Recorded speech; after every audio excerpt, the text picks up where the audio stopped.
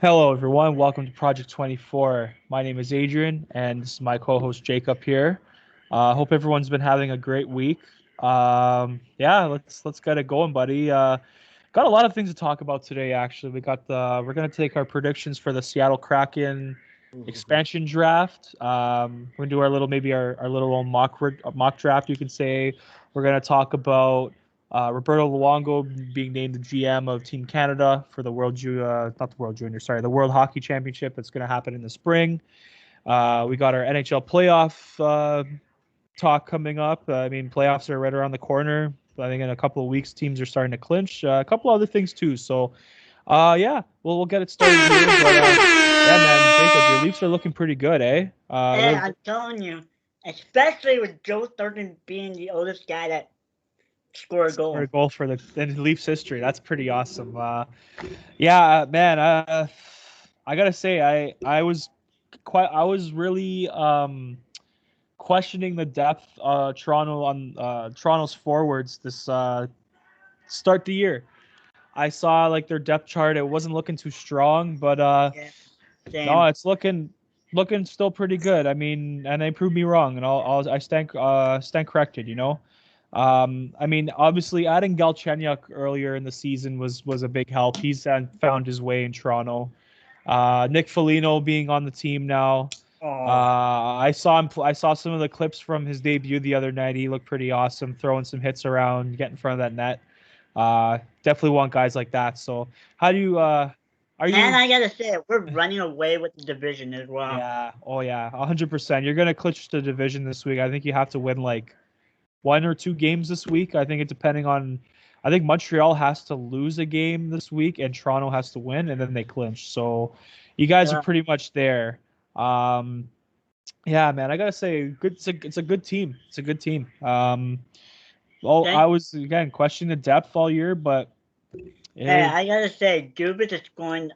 Once they made all the trade deadline, I just knew it. He was gonna go all out for the rest of the season. yeah, no, there were good moves too. Like, I mean, those are like significant pieces, that can be added midway through the season. There, you got David Rittich, you have Nick Foligno, even Ben Hutton's going to be. Has he made his debut yet? I haven't seen Mm-mm. Hutton. I don't think he has. No, I don't think so No, either. I don't think he has. But even him, he's gonna be a And good bottom even pairing guy. though He'll be great. Freddie's been injured, we still got some good depth on our goalie. Yeah, yeah. I was pretty shocked, not shocked, but like I was like kind of like when you raise your eyebrows at that Rittich trade, David Rittich from Calgary, and I was like, wow. Yeah, Um, no, we can't go wrong though. A lot of teams I find are doing that now, where they don't really have a starting goalie. It's more like a fringe starter. So yeah, where they exactly. have two starters that like split the time in fringe, right? So yeah, no, it's kind of the trend that's been going on with the NHL lately. And I think that's not a bad thing, eh? And I Have gotta two good. say because of the baseball schedule kind of thing they're doing for the Yeah, it's NHL, pretty crazy. it kind of gives them familiarity with between teams since they've been going like what 2 games, 3 games, so it should be interesting for the rest of the way. Yeah, oh for sure, for sure. It is going to be interesting. I know so I'm looking at the standings here for the North Division for our Leafs and Habs here. So Leafs are first place with 65 points. So yeah, they got 8 points on Winnipeg, and Montreal's like 7 points behind Edmonton, so they're at 49 points there. I don't And think Montreal's gonna get any. Not and gonna. I gotta say for our Ottawa viewers, I feel bad for you guys. Not Yeah. really, not really. Nah, man, I don't know what the problem with this team is. I was watching that game last night. There's just not enough fight in this team right now with Montreal. And honestly, if they miss the playoffs, I won't be too upset because I think they need like I know I've been kind of like flip flopping with my thoughts on the team over like in the beginning they looked fantastic, and then I was like, oh, I'll get rid of Claude Julien. It's not working anymore, which it wasn't, but they replaced him with a coach that's not making anything better. It's the same system. It Yeah, feels like. It's not like, I mean, he's still putting the wrong players in the wrong positions. I Putting Eric Stahl's been really bad. He's had the one good start, like the game one. After that, he's just been awful. He's toast. Still putting him on the power play to try to win faceoffs in the offensive zone. Like it's just not the right player management, man. It's not okay. Like, so what do you still think about the Eric Stahl trade, huh? Honestly, I liked it. You know what? I got to give Bergevin credit for at least trying to add some depth. Personally, I mean, it was only for a 3rd round pick. It's not like, they gave up a 1st rounder, but at the same time, it's like that's some dead cap space now. They can use that for other players. They still have their top prospect, Cole Caulfield, that's trying to make his debut, and they can't call him up. They can't let him play because of caps reasons. Oh yeah, because so he's holding up. He's on the taxi squad right now. Exactly, and it's just holding him back, if anything, because the cap reasons he can't play. So if Eric Stahl wasn't there, he'd probably already be getting some time with his team. He's practicing, but I want him to play. Obviously I want him up, but he's definitely going to help their offense in many ways. But I don't think he'll be the savior because there's a lot of other issues with the team. But he definitely will be a hit. He'll be great. So what you're saying, Cole Caulfield is not going to be the next Matisse? Oh, he will be. He will be a franchise player for this team. It's just there is some holes. Like their defense is depleted. Their blue line, Weber's really, really bad now. Just a lot of holes on their defense, and it's just not. I don't know. I find the problem with this team for years under when the Bergevin regime, I guess you can say, is again there's never accountability. Like they never hold the vets accountable. It's always the kids that have to be held accountable. And I don't know what it is with that kind of culture and why they haven't developed young players properly. It's because again they let the vets do whatever they want. And even when the vets are struggling, they still get the ice time over the kids when the kids should probably deserve it. And how else are you supposed to develop young players, right? When you don't put them in situations, key situations, right? You're just holding them back from being better, right?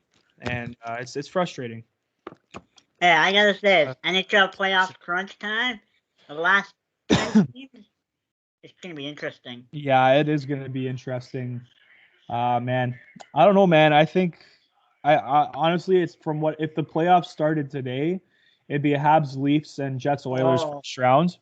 We would lose, like straight up. We would lose. I would be willing to admit that. I think we would lose. So I'd rather miss the playoffs. Honestly, I'd rather miss the playoffs, get a top 10 pick, than just get swept in the first round or like losing 5 games in the first round and be stuck with like a middle of the pack first round pick. That's not that it's frustrating, man. To be honest, our first round draft pick could be a late one. So who knows? I think it is probably going to be a late one. I know Columbus got it for Foligno, so you guys don't have a first round pick, but again, it's not really a deep draft this year from what my understanding is. So not really much of a loss. Last year's draft was pretty deep. I remember like there was a lot of good picks in that first round. So yeah, man, it's pretty crazy how season's almost done. 3 months in. I just love playoff season. Oh, I love playoffs for like everything, playoff hockey, playoff basketball, postseason baseball, NFL playoffs. Like, what's your favorite one out of all of them? That's a good question. I guess it's got to be NHL playoffs. Like, yeah, NHL. It's like just anything possible. It's the hardest trophy to win. I agree. It is. It's 4 rounds, 7 games of just absolute like grit and just like your body just gets destroyed. I mean, NFL, and again, NFL, it's 1 game, one and done. Yeah. They only play 1 game a week. Sometimes in the playoffs they play 2-3 games a week. Every other day. They play every other day. That's another thing that nobody talks about in the NHL. Every other day, and even basketball too. I love the NBA playoffs. Yeah. I find NBA, especially when LeBron is there, it's really fun to watch. Oh. But obviously NHL, I'm gonna go with my bias because it's my favorite sport. I go NHL. Hey, NBA, same thing for MLB, and me. then football. Yeah, football is like it's fun, but like it's only one game a week, right? So it's not Yeah, as it's kind of like a round robin kind of yeah, exactly, one man. game knockout. Exactly. And yeah, man, it's just one of those things. It's I prefer the series sports, you know what I mean? Like for playoffs, I prefer Yeah. that. Um I know, yeah, yeah, sorry to interject, but I nah, see buddy. you looking up at the screen there, huh? How's the Blue Jays game been going? Yeah, oh, they're still up 1-0 from what I see. Uh Ryu got injured unfortunately. So I talked about that's that before. Too many kind of injuries, another man. player kick injury bug. I know, seriously. It's been I don't know what it is with this team. I don't know what to say, man. It's just every year there's always key injuries, and it's just so frustrating. This year again, Springer, Romano. Now, God forbid, I hope Ryu's not on the IL for too long, Oh but my god, I don't know. that We'll see, man. We'll that see. that's a nightmare. It is a nightmare, man. Anyways, yeah, going to Roberto Luongo. Yeah, so he is going to be Canada's general manager for their World Championship team. So for the spring, they have that tournament they do. It's called the World Championship, IHF World Championship. They do it during the NHL playoffs. So all the non-playoff players, I guess you can say, the Or non-playoff yeah, non-playoff players, players. or the ones that get eliminated early, they go to the tournament and represent their countries. I find it's a cool tournament. It's a cool Oh, spring summer hockey definitely. tournament. I like it. I like watching it when I can. Luongo, man, I like how we were saying before, man. I think he would be a great GM on an NHL team eventually. I think he's got the personality to be in a job like that, you know?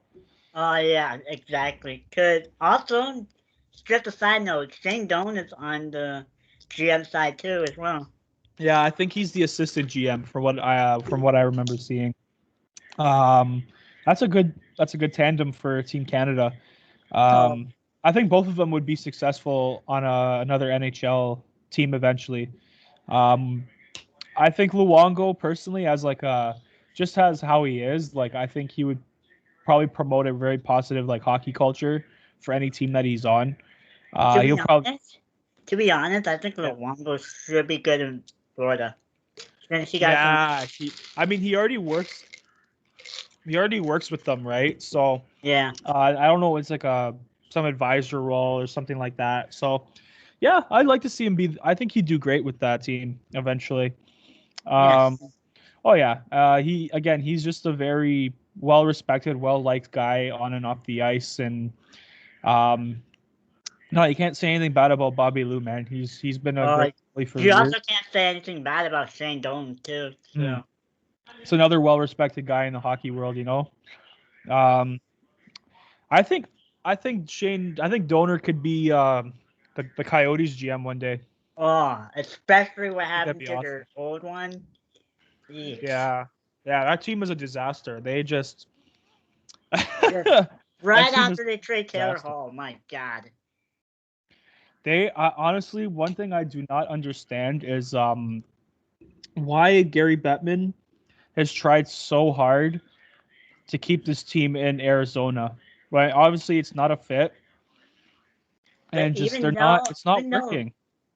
even though Austin Matthews just got his inspiration because of Arizona and Shandong, Yeah, so that's true. I mean, you get like I've always kind of ripped on Bettman for kind of these small like hockey markets.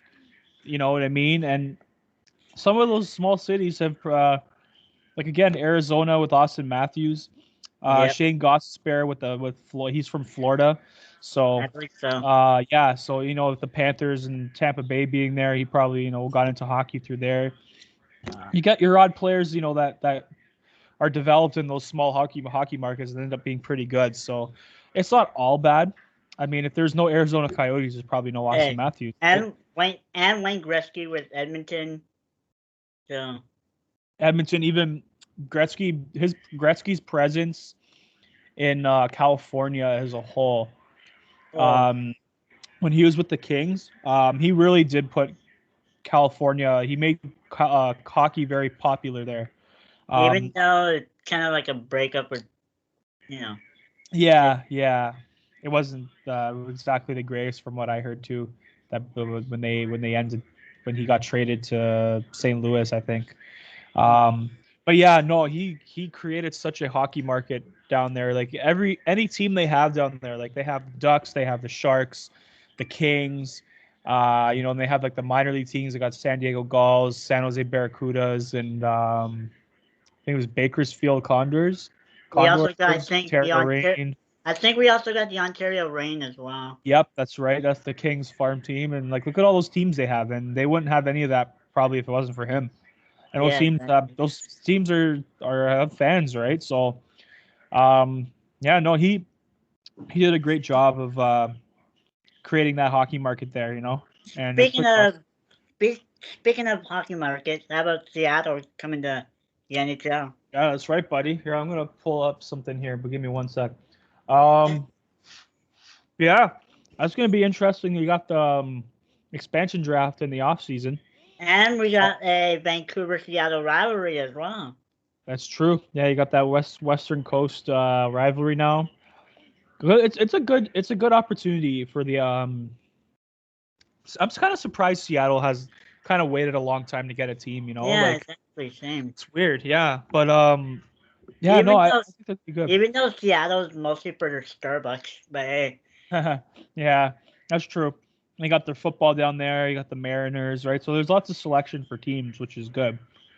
Yeah, I mean, I'm looking at this mock draft here. I got this Harrison Brown. This is from Harrison Brown. This is from last month, so I don't know who Harrison Brown is, but I'm not gotta give credit to the source. But so he has like predictions for every team. Like which player they will take. I've been hearing like people gonna say like Anton Khudobin on the Stars that he might go there. I've been hearing that because they're gonna probably protect Ben Bishop over him. I would understand that. To be honest, I think our team's probably gonna protect Campbell. To be honest. Sorry, who? I think Toronto's probably gonna protect Campbell. Yeah. Oh, for sure. You have to. He's been there. He's been better. He thinks Seattle's gonna grab Joel Edmondson from the Habs. Whoa. Let's see with Toronto. Okay, so for Travis Dermott, he thinks they're gonna grab Travis Dermott. That's Travis Dermott. I don't know. He's good. I don't think they have a certain amount of players that they have to protect, though, right? So Travis Dermott, eh? I don't think so. That might not be true, but we'll have to wait and see. Yeah, for sure. Let's see here. So what I'm seeing on the Wikipedia page, is it's probably going to be the same rule as Vegas expansion draft.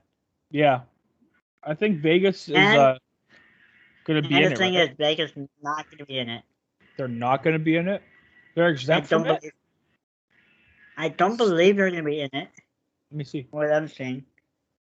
They're going to be exempt from it? That's fucking stupid.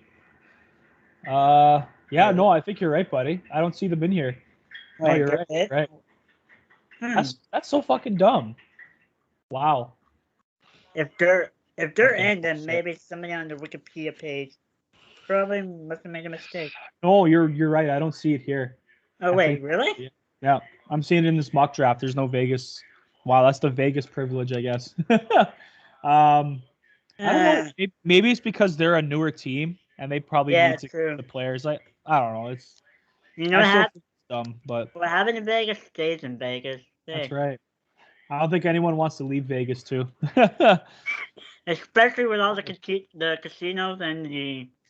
I'm telling you, that is I remember like somebody I knew. They said when Vegas's inauguration season. Their first season, right? Their debut season. Somebody I knew said the reason why they were playing so well is because the NHL players like all around the league were traveling there, probably going to the casino, getting like fucking drunk like on like the night before games, showing up to games all hungover, and that's why they were dominating everybody. Imagine that. It's true. Wow. It's probably true. Hey, it's probably true. Even though they're like what fourth line bums from what expansion draft. Yeah, they ended up becoming good players though. I mean, Jonathan Marchessault was one that's really become good for them. William Karlsson for a bit. But they've added to that too. Like they have Mark Stone and Max Pacioretty. They're really good. Got two good goalies. Do you still feel heartbroken about that? Yeah, not really. I mean, he didn't want to be there anymore. He wanted to move on. He said he wanted to move on. I had a feeling. If he asked for a trade, hey, you got to grant his wish, right? Exactly. We got a pretty good return. We got Suzuki and Tatar for him. Suzuki still needs to work on his game a little bit, but he's got lots of potential. But I like Tatar. He's been one of our more consistent forwards since we acquired him. Afraid we might lose him for nothing. I used to have Toffoli on my fantasy team. Yeah. And I somehow dropped him. Oh, he's got 23 goals, buddy. Why'd you drop him? I don't know why I dropped him. Like, oh man. And now someone else on my league has picked him up. Oh, that must hurt. Yeah, exactly. But I got Ehlers on my team as well. So hey. That's a good. He's good too. That's a good trade-off. Yeah, I guess so. Yeah. How do you think the Kraken will do in their first season? I gotta say maybe in the Pacific, that's gonna be a tough. Yeah. That's gonna be a tough division to play for them. Yeah. I guess they're probably maybe first round exit. Yeah, I can probably see that too. They're playing out west too. The West is like a very physical conference. Yeah. A lot of where's your body down? It's not gonna be like Vegas going all the way to the Stanley Cup Finals. So yeah, I don't know how that happened, but they somehow the hockey gods gave it to them. Yeah, people are saying, I don't know. There's people I was talking to. Even my dad was saying that it was fixed, that they made sure that they were in the finals because it was like good for the league and stuff. Honestly, like if there's evidence behind that, I would not be surprised. But this sounds like a conspiracy without any evidence, right? So speaking of evidence, I think there is a video of you know how Toronto got Austin Matthews in the NHL draft? Yeah, there was a video. Of what? You know how the draft lottery? Oh, yeah. Shows behind the Yeah. Oh, behind the scenes. Oh, okay. You know what though? Like the Leafs were like the 30th ranked team that year, right? So they were gonna get them regardless. Like they had the best odds to get them. So I honestly, people like I remember like some Hab fans, like some Hab journalists were back then were saying it was fixed, but I'm like, dude, like they were the worst ranked team like in the league. They were 30th overall. Like they were the shittiest team. Like it's not fixed. They had the best chances to get them. Like it was bad that year. They played babe. You know what?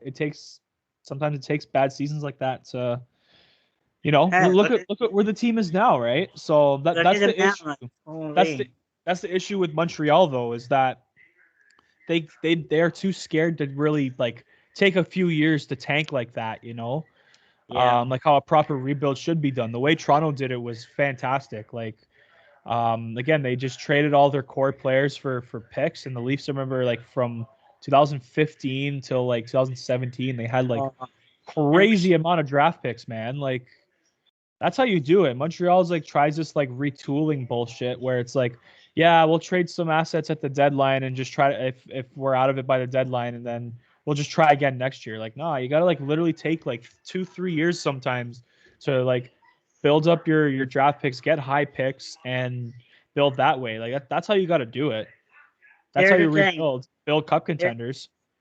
Here's the thing: we still got the Phil Kessel's retained salary as well. Yeah, that's the. I mean, that's expected though. That's expected. I think it could be ending in like 2 years, maybe. Yeah, I mean his contract's 8 years. I'm trying to So think. he Let me should look be. that up. Yeah, I Next think I looked at cap friendly. He should be done in 2 years. 2 years. Oh, let me see. That's what I looked. Oh, okay, cap friendly. Yeah, that's like a legitimate source too. I believe that. Yeah, that's not that bad. 2 more years of like I don't know how much salary they retain. Like I think it was like 50% or something. But Yeah, I think so. that's It's like like 4 mil. 2.1 maybe. 2.1. Yeah, yeah. So it's just dead cap space, but you'll probably get it. You'll be fine in like a couple of years. It's okay though, right? Oh, Yeah. and Yeah, but we're gonna go more into the boxing now. So I was ooh, telling you the other day. So this is supposedly the report. Let me pull it up on my phone. is it like a legitimate source or is It it was the just? score. It was the score. So I'm assuming that it's a pretty Oh, legit. shoot. I'm gonna see the thing that I sent you the other day. AKA Sportsnet 360. Yeah, buddy. That's what it is pretty much. They the score they used to own. Or no, like I think Sportsnet bought the score. I think that's how it worked. Yeah, But yeah. so according to this TSN, sorry, this is TSN. Either way, same stuff, same crap. Floyd Mayweather Logan Paul exhibition will be carried by Showtime pay-per-view is planned for June 5th. The weigh-in. Okay, so saying June 5th, and then it got moved again to June 16th. What? So that's what they were saying. I'm gonna keep on looking at this. Hold on. Okay, question.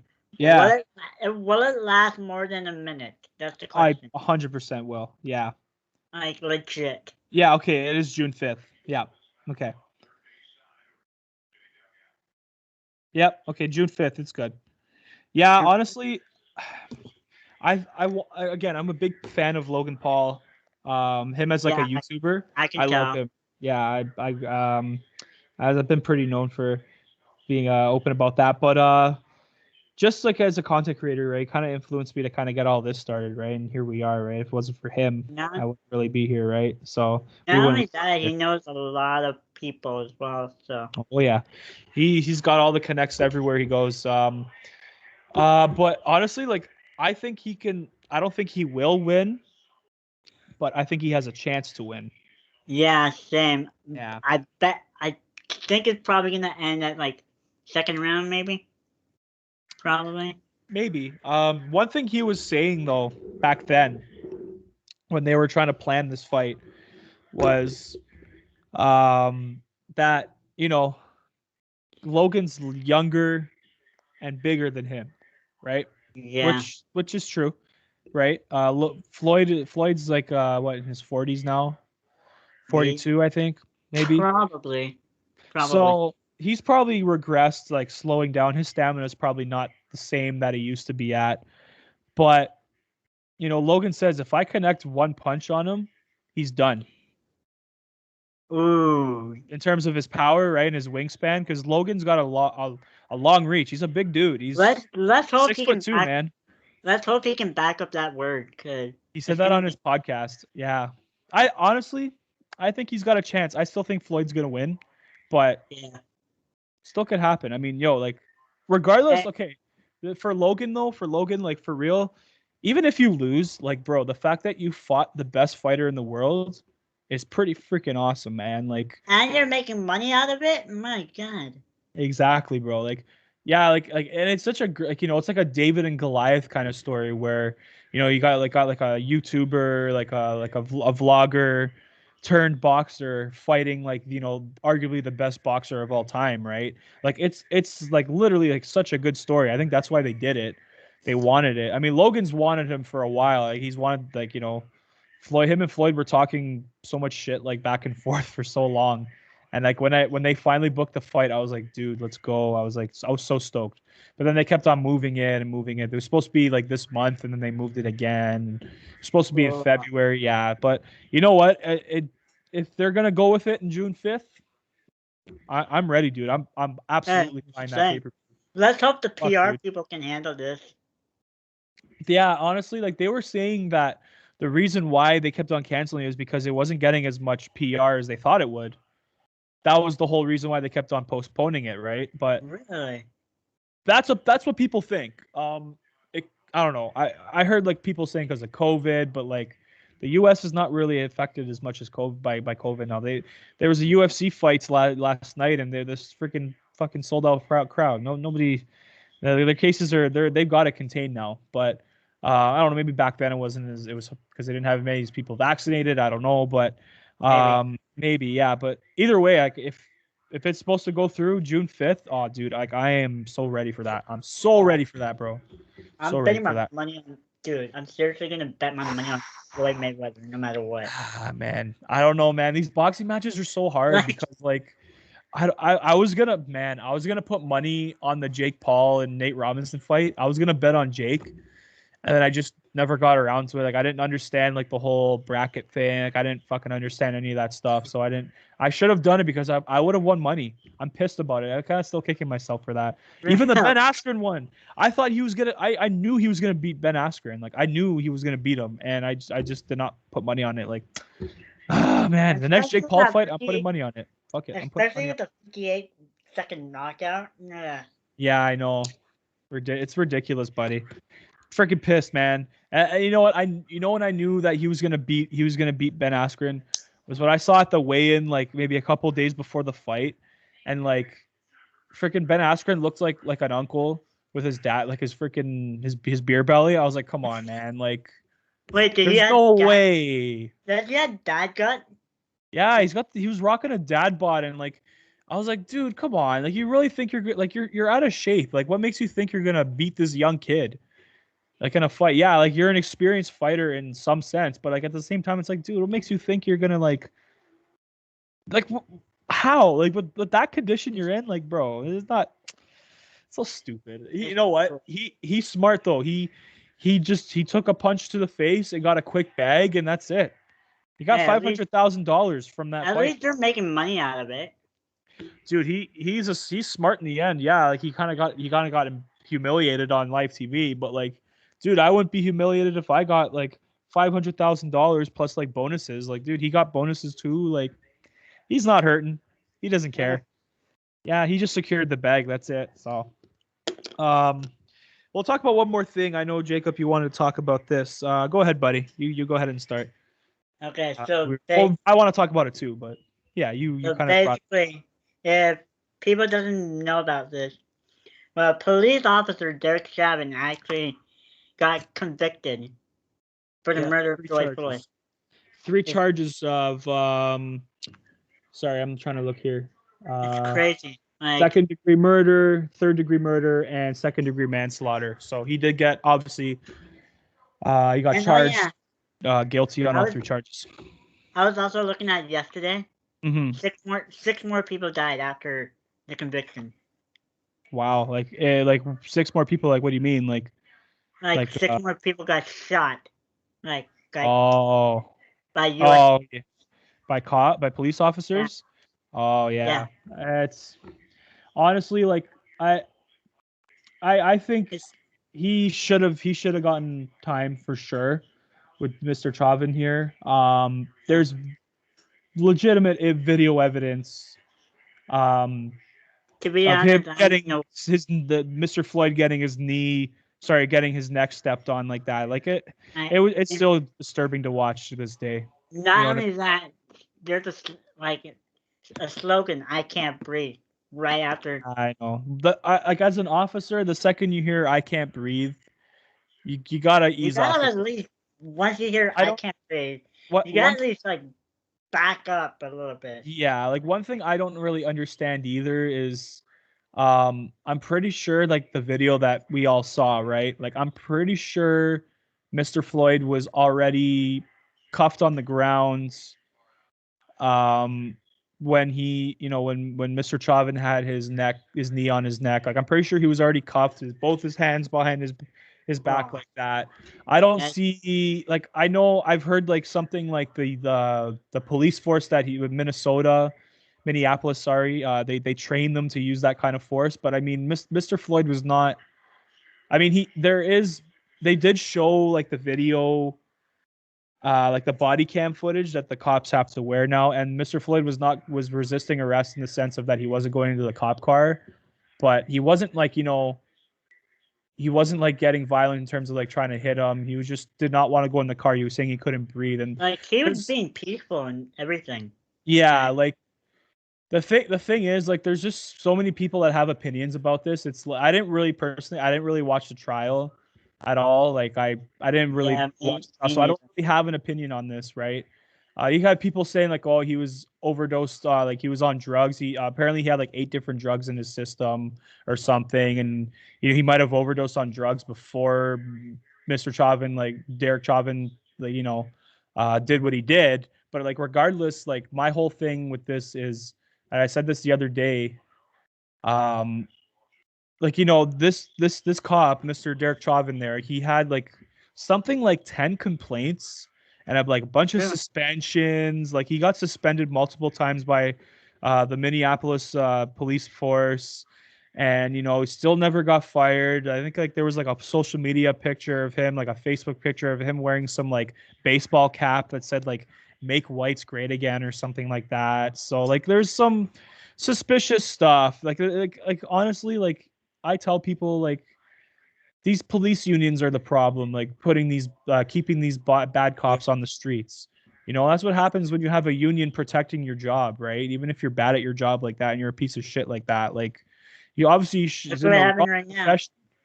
Yeah, like he honestly, like this all could have been avoided if the police union didn't protect these bad cops. I know unionized jobs, they protect people, like you have pretty solidified employment, right? Secure employment, but it's like this guy again, 10 complaints, like union job or not, like come on, man, like anybody would have been out of a job by now. Honestly, this all could have been avoided if again the system wasn't so unstructured, I guess, or I gotta say, flawed, messed up. I gotta say, enough is enough. Like seriously, look how many black people are getting killed each and every day. It's not even. Yeah, not even the slavery era anyway. So hey. Yeah, it's just honestly, like, these bad cops shouldn't be on the street. Like I support law enforcement. They have a really hard job. A problem is too, the media only shows you the bad ones, right? Yeah, exactly. When they have altercations with black people or people of color, they only show you those ones, but they don't show you the good ones that help the black people. There's a lot of good cops and a lot of struggling communities that go and help people all over their community. And there's a lot of good cops out there that want to serve their community and be and take pride in their profession. That's another thing too. It's a profession, right? So yeah, it's unfortunate how they only show you the bad ones. And there's bad of every profession, right? But like I just don't like how they try to like put them all and they paint them all with the same brush. You know what I mean? Like it's not okay. And again, and I'm not enabling cops to do it with bad behavior. Like I'm not enabling that at all. It's just the bad ones should be held accountable. Absolutely. Exactly. They should be held accountable. But like again, to say that every cop in this world is bad is actually extremely ignorant, because that's not true, right? And that's what the kind of like what the narrative, I guess, of society is, right? So that's just how I feel. But again, this whole Mr. George Floyd would still be alive. Mr. Floyd would still be alive right now if Miss Derek Chauvin was not on the police force anymore, Minneapolis police force. You know what? He should have found another profession after that many times. They should have said, "Hey, man, you know what? This is obviously isn't for you. You're not good with dealing with people, like dealing with the public, and obviously you're a law enforcement professional and you're dealing with people a lot, and you got to be good with people. You got to be it's just obviously it's not the right profession for him. Go find something else. Go work in construction. Go work in a warehouse where you don't got to deal with people." To be honest, Mr. Floyd would have been alive and he would have seen his mother, and he could have seen like his children as well. Yeah, none of this would have happened if Chauvin wasn't a cop, right? That's it. After that many infractions and suspensions and whatever complaints. So if you guys have any opinion on the comment in this topic, please comment down below. Yeah, for sure. We really want to hear you guys. But my like I think too, like, people have to respect cops too. That's another problem we have too, is that there's no respect Yeah. for authority anymore. Um, there's been so many cases where they're showing a police officer using extreme force, I guess you would call it, Or but tear gas, maybe. not Stuff no like not that. so much that. There was a situation in Barrie Oh, uh really? with some young 20-year-old guy, and I guess he was on a skateboard, and I guess he went through a red light because he was doing it on the street. He was riding a skateboard on the street, and the cop gave him a ticket. Sorry, cop gave him a ticket, and I guess he didn't like that, and he started swearing and cussing out the cop, saying, "Oh, fuck you, you piece of shit, you pig," all the same old. And Yeah. it got pretty volatile. Like, I think he like slammed the guy, like he slammed him to the floor. I mean, that's What? not right either. Yeah, like that's not right either. But like, again, two wrongs don't make a right. If you like I said before, a couple of weeks ago, I got pulled over. I got 2 tickets for some things for my car, and I knew I was in the wrong. I was polite. I said, "Hey, officer, how could I help you? Or how's your day going?